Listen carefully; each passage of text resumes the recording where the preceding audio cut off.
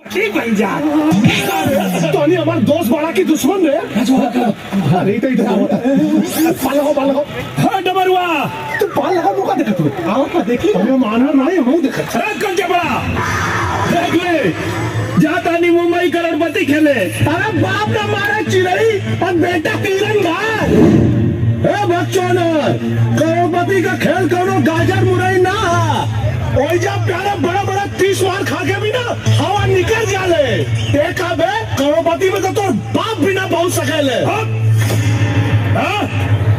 बाप के नाम कैसे ले रहे? घर फुरफुरा मत।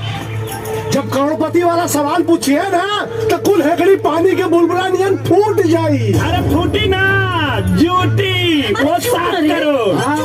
7 करोड़ फोन पे को सवाल के जवाब का दे डाले ते अपने आप के रोहित शर्मा पूछे तारे कार है जब एक दिन में 264 रन मार ले रहा है।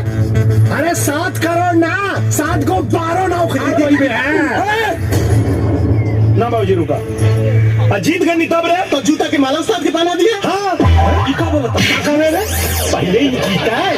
अरे उस्ताद इस बार चलो न जीत पाई तब ठीक अगर ते हार गए ले तो जूता का माला तोड़ा के हम पहराई।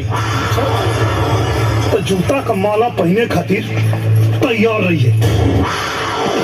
पक चिक पक राजा बाबू चल गई लो कर जादू। जे भाई से भाई अब गुस्सा थूक दी पीठ ठंडा। एक बात बताओ अगर ते हमारा जगह रहते तो क्या करते?